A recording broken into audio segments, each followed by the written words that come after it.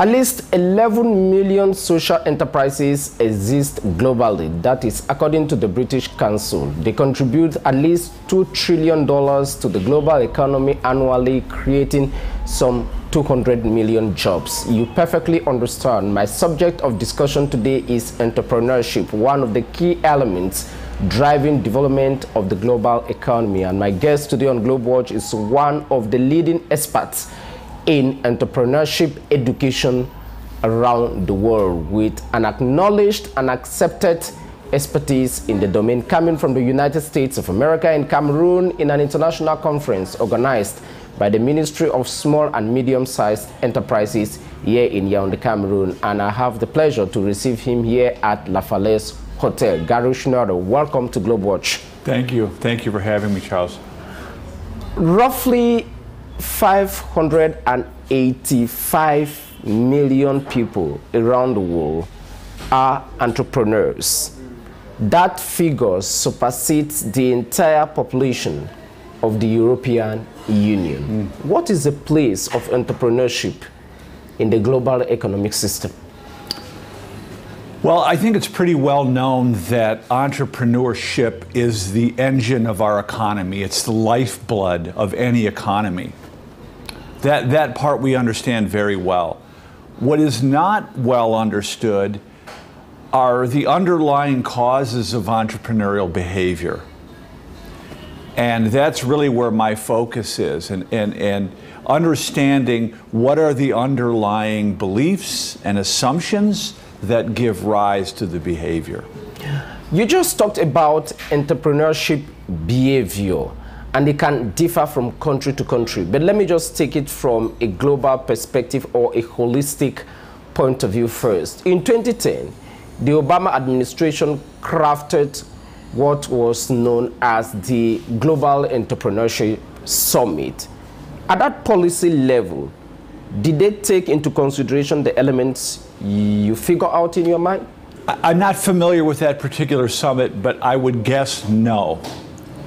And to be clear, my work and my research has been the study of everyday entrepreneurs. And very often when we see these summits and these efforts to, the term that we often use is ecosystem, entrepreneurial ecosystem building, very often the focus is on the high growth entrepreneur, the Elon Musk type entrepreneurs.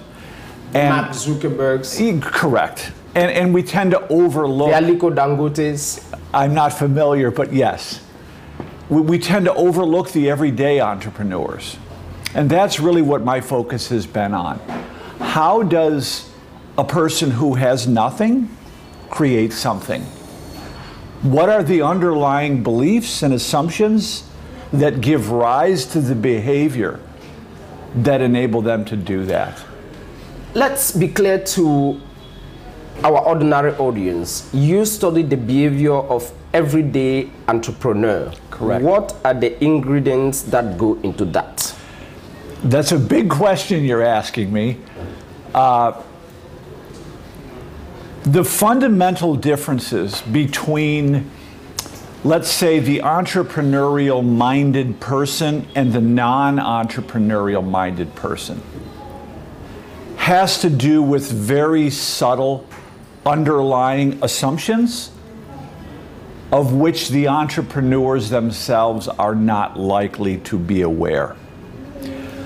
But fundamentally, I think the biggest underlying difference in the entrepreneur assumes that it's up to me to figure out how to make myself useful to other humans.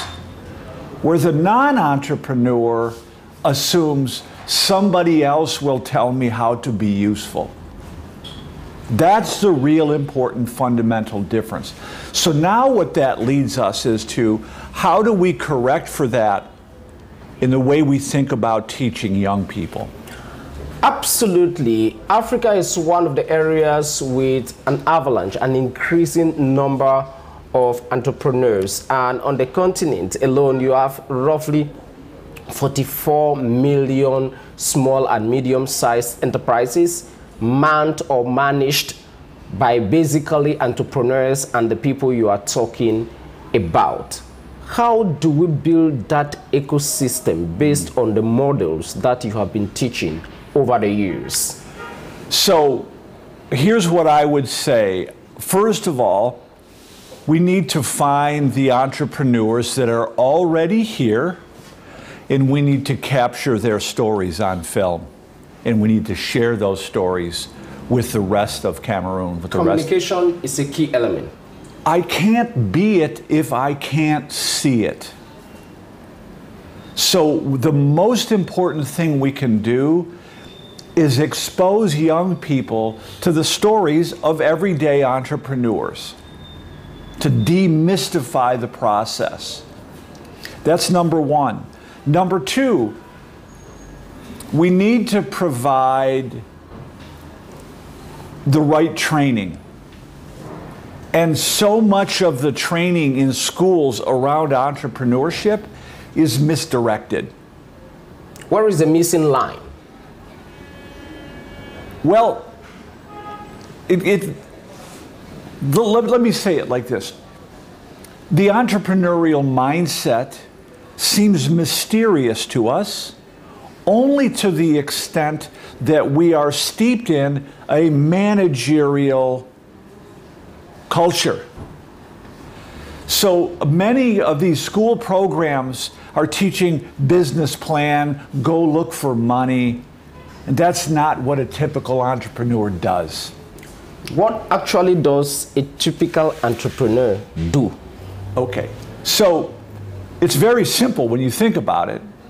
It's just different than the way we're taught to think. Okay. But what the entrepreneur is essentially doing is trying lots of little things on a small scale. Take $5, try to make it into 50. That's what they're doing. They're trying lots of little things.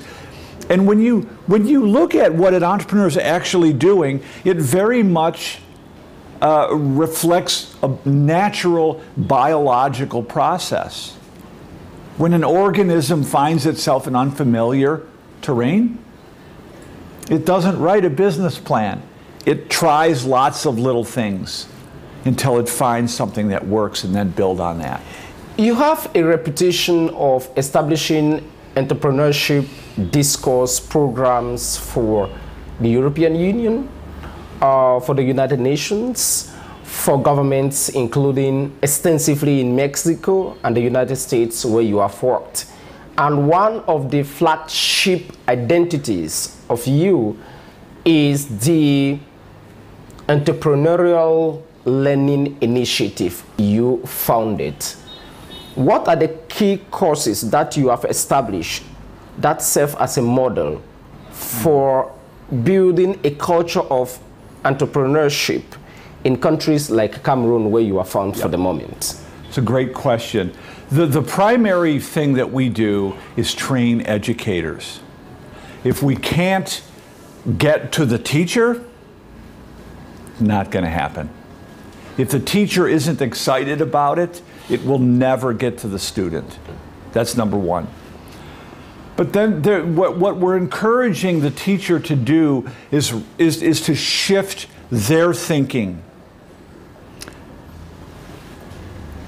away from a top-down, I am the knower of the knowledge and you are the empty vessel. You know, shift from this to this. We're encouraging young people to go out into the world and figure out how to make themselves useful to other humans without the guidance of a teacher telling them what to do. That's really the two important elements to encourage what I call entrepreneurial discovery learning. Most of formal education is the transfer of knowledge. What's missing is discovery learning. A country like Nigeria, the continent's most populated country, find roughly 444,000 small and medium-sized enterprises When you come to a country like Cameroon, where you are found, you have roughly 340,000 small and medium-sized enterprises. I hope I get the statistics correct from the ministry. You are here in Cameroon for an international conference. How important was it for you? It's an incredible honor. It's a life-changing experience for me. What I see here in Yaoundé, in Cameroon, is a vast reservoir of untapped entrepreneurial potential. And more importantly, that untapped potential is in people and places that we're overlooking. It's in everyday people. And one of the things I said yesterday in my opening remarks, you cannot wait until university. It's too late. You must start when they're much younger. You said that you have discovered that there is a lot of untapped potential in Cameroon in terms of places, in terms of people, in terms of ideas. You, as an expert, when you come to what I may qualify as such a virgin environment, how do you direct and narrate the discourse for such potential to be tapped, to generate wealth, create jobs, and accelerate growth? It starts in school. It starts with the training of the teachers. I told a story yesterday. We're now training 10,000 TVET lecturers in South Africa. And when we did the first training, there were 225 lecturers in the same room, and we were training them, and you know, they were sort of suspicious in the beginning. They became very interested and very engaged, and now it's spreading across the country. We have to start with education. Education. Yes. And what should go in that education? Because you said a while ago that we get it wrong, perceived ideas. The first one is, okay, let me draw a business plan. The moment I get a business plan, I am okay. The second idea, which you equally qualified as wrong, okay, I'm gonna make money. Let me use some American English. I need to make money some first. That is the second wrong perception. If I understand you clearly, what you are telling the young Cameroonian entrepreneurs, those in Africa and possibly others in other parts of the world, is that the first essential issue is to get the right education and possibly a sustainable business, right? Yes, but again, let's start with the idea that there are successful entrepreneurs here in Cameroon. There is no debate about that. No debate about that, right? But to the casual observer, those entrepreneurs seem mysterious. People don't understand. How did you recognize the opportunity? How did you bring the idea to life? Maybe as journalists, we could embark on this journey of interviewing these entrepreneurs, not to understand necessarily how they did it, but what are the underlying beliefs that gave rise to their behavior? And so what I'm saying is that the first and most important step is to expose those stories, to demystify the entrepreneur. When you look at our entrepreneurship ecosystem and the first identifying element for change towards a more better direction is education. What are the other obstacles you see in such mutations or changing dynamics? Culture. So I think about it like this, Charles. A mindset is to a person what culture is to a group. It functions exactly the same. So mindset, it's 99% mindset. It's the underlying beliefs and assumptions that drive the behavior. And once we understand that, we can expose a way of thinking that can empower ordinary people to do extraordinary things. Just some 30 seconds. Let me use a medical analogy. I wish to consider you as an entrepreneurship surgeon, medical doctor, who has as a student a patient and he needs to cure an illness, which is a mindset problem. So what is the therapy do you administer for the right mindset to come in? That's a great question. So I would say the most important thing we could do is to help the individual understand that your mindset is a belief system that is perfectly designed to create the outcomes that it's creating. That is probably the first and most potent intervention. And then to say, now let's look at the mindset of an entrepreneur. If we can get people to think about their own thinking and realize that my beliefs are create my behavior creates the outcome.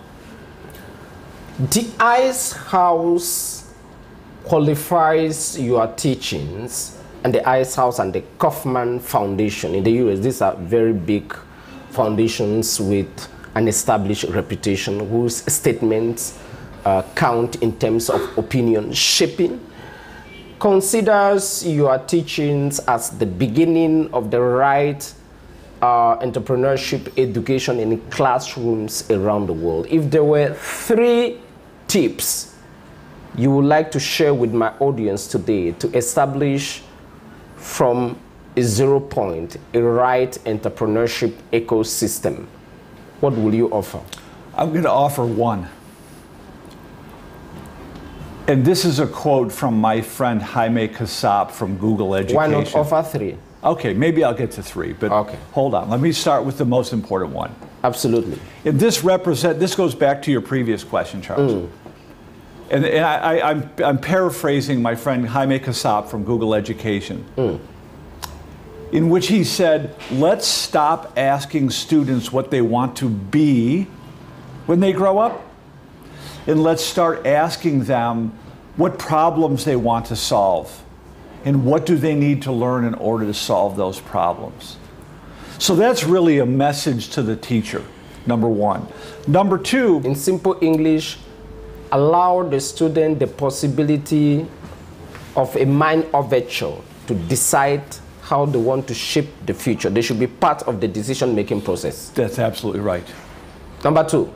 So number 2 is I would say to the student, I don't know what the Cameroonian equivalent of $5 is. It's about 2,500 francs CFA. Okay, so let's take 2,500 CFA and turn it into 25,000 in your spare time. That should be roughly $50. Yes, that's exactly right. And when you get to $50, try to get to 500 in your spare time. Don't quit your job. Don't drop out of school. Don't take big financial risks. The idea of the entrepreneur as the big risk taker is a myth. They're not risk takers. What entrepreneurs do, they're risk eliminators. And they de-risk their ventures by trying lots of little things on a small scale. You can lose $5 many times. So in simple English too, you need to take a sustainable financial path with, which does not take you into bankruptcy. That is what you are talking about. Right. Lots of small bets. Look, entrepreneurship is the self-directed pursuit of opportunities to create value for other people. That's all it is. So even you have many people that don't have no interest in starting a business. But who among us does not wish to find an opportunity? As a mentor in the field, 10 years ago, there is an initiative which came up in Africa, manned by one of Nigeria's member of the Billionaires Club of Nigeria, Tony Elumelu, what he called the Tony Elumelu Entrepreneurship Program, to inject $100 million within a decade to produce at least $1 billion of wealth creation, or $10 billion wealth creation within a decade, train about 10,000, it's about 20,000 people train now, entrepreneurs in agriculture, artificial intelligence, technology, a wide range of areas. One of the key features of that program, in which roughly 700 young Cameroonians have benefited, is mentorship. Do you really think mentorship is a game changer to be a successful entrepreneur? 100%, yes. 100%. That's one of the fundamental building. And his mentorship program is roughly a 12-week exercise, something of that nature. Yeah. And that's one of the fundamental building blocks, right? We got to get to the teacher, of course. We got to provide the right training. But mentorship from experienced entrepreneurs. But I think the mentors themselves need some training. Because a lot of entrepreneurs, there are a lot of entrepreneurial mentors out there who are providing misguided information. You yourself, you are an entrepreneur. I just wonder how you started to be where you are today. I think before you tell me to tell the story of others, you should tell me first your story. Yeah. So that's a good question with maybe a bit of a long answer. I'll try to keep it very, very short. But you know, I was not a good student. Like many young kids, I did fine in school, and maybe grade 6, 7 started to go down. I barely graduated from high school. Learning was not a good experience for me. And so I had to find my way in the world without a college degree. And I had many low-paying labor jobs until one day I had an opportunity to open a business, a very small little sandwich shop, and that became successful, and then it failed. And then I started over with nothing. I borrowed a ladder, strapped it on the roof of my car, and went into a wealthy neighborhood offering to clean gutters. And that gutter cleaning business evolved over a decade into a $5 million business. In that journey, I realized that there are opportunities everywhere, but they can't be seen with the managerial mind. Why is it that nearly all the entrepreneurs who are considered as models in the world today have a similar story like yours? Hardship. Either they were very poor performing students, either they did not attend university, Mark Zuckerberg, Elon Musk, or the rest, you can name their name. All of you share a common feature. People who failed woefully in life in most cases. Mm-hmm. So you're asking a really important question. So if you're a great student, you're getting good marks in school, and you know, there's a very good job waiting for you the minute you leave college. There's nothing wrong with that. If the system is working for you, go along with it. But when the system isn't working for you, you must find another way to be useful.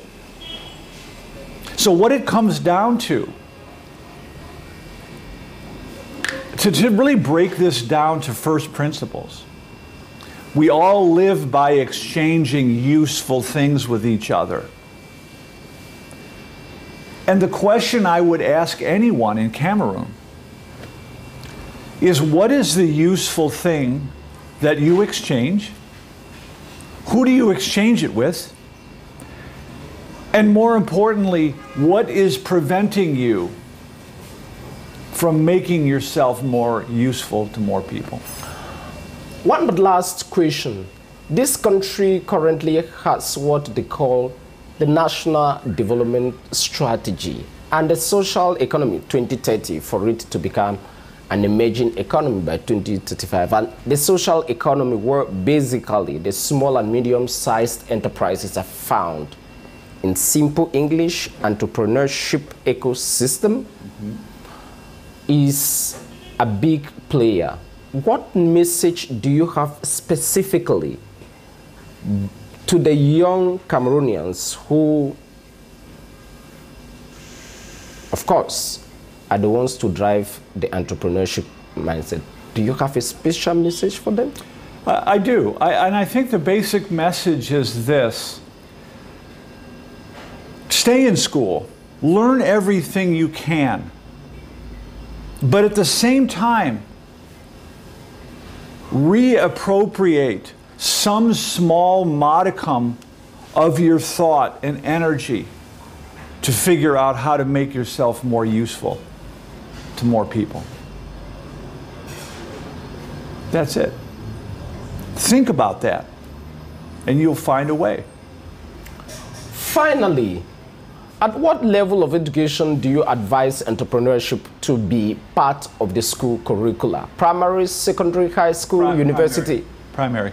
Why? 12 years old. I've done a little bit of the research about the developmental, what's happening developmentally in the child. We have thousands of children, age 12, going through the Ice House program and doing all kinds of things.